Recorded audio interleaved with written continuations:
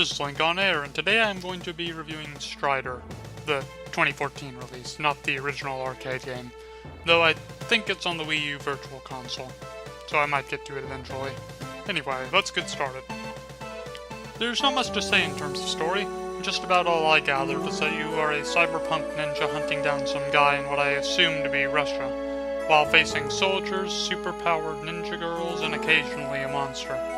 The characters, the protagonist included, are all flat, but I won't fault the game for any of this, since it's hardly the focus.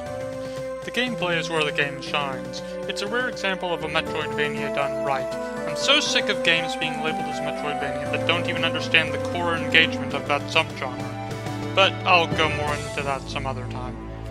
In the typical Metroidvania fashion, progress is made through discovering new powers by exploring the world that also allows you to access places that you were previously unable to get to.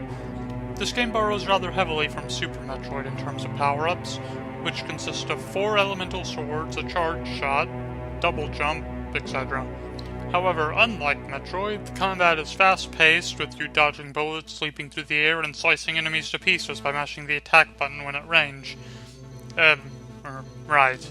The footage in the background is running in slow motion because apparently only when I recorded footage for the game decided to slow down.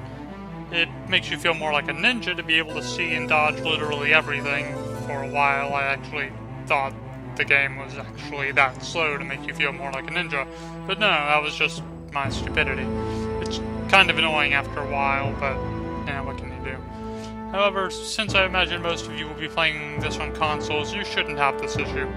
I made the mistake of buying the PC version for review's sake before my new console capture equipment got in. My only complaints that were no fault of my own are that the game world, while big, is largely horizontal. The world is interconnected moderately well, but the lack of vertical exploration can make the world seem less engaging than it could be.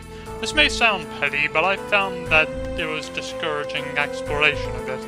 My second problem, and arguably the larger of the two, is that the enemy variety is relatively small, consisting of various soldiers with different elemental weaknesses, flying drones, walking tanks in 2 colors, and walking brain things. Hell, even the bosses get repeated occasionally. The game is relatively short, so it's not that bad, but I feel like if they just stuck to 2D to focus on more variety of the enemies and bosses, the game would have probably been stronger for it. Despite this, overall the gameplay is pretty fun. Visually, the game is impressive. Its use of cell shading, lighting, and stylized visuals makes the game very reminiscent of the old Super Nintendo games that I love so much. Not that you'd know that, since I haven't reviewed any of those games yet. I was particularly impressed by how the game's world, while set in a city, managed to have a surprising amount of diversity in its environments. Not stellar, but better than expected. Most of the enemies in the game are pretty generic, however, and most of the bosses are just dudes, with the exception of the dragon and final boss. While I do think that the game looks great, I feel that they could have done a lot more with HD sprites. This may just be my love of 2D animation, but I think there's some truth to that. I mean, look at games like Castlevania Symphony of the Night. That game came out when 3D games were the next big thing. While it runs on a 3D engine, the focus of sprites allowed them to have an absurd number of enemies, bosses, and environments. And that game is still popular to this day. Tangents aside, this game looks really good. And with that, I leave the soundtrack to MM. Since its introduction into the world of gaming, the Strider series has been characterized by its unique melodies and exhilarating rhythms, which have always seemed to fit the intense mood of each installment. However, with the video game series at large taking a 15-year hiatus, one might wonder whether such a feat as bringing its iconic sound into the 21st century, while still maintaining that which made it so distinctly its own, could be pulled off. Well, much to our delight, not only is the soundtrack to the 2014 edition of Strider a perfect love letter to the fanbase, it also takes great leaps into the future, with its own rhythmically charged and atmospherically aware sound. So yes, this game gets a 7 out of 10. It's a great game. It's a rare example of a Metroidvania done right, and that to me is enough of a reason to buy it. If you aren't into retro-style games, this probably isn't for you. This game certainly could have been better in terms of world structure and enemy variety, but the game gets a definite recommendation to buy.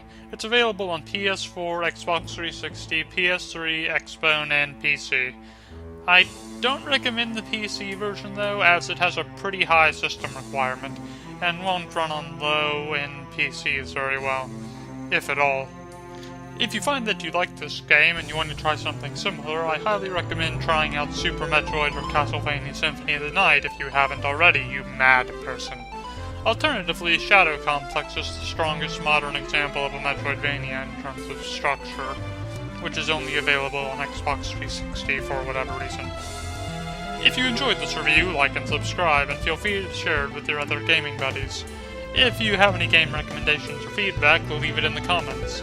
I finally got my hands on some console capture equipment, so I can finally review GameCube, Wii U, PS2, and PS3 games now. Well, next time I'll be reviewing Dark Souls 2. Have a great night.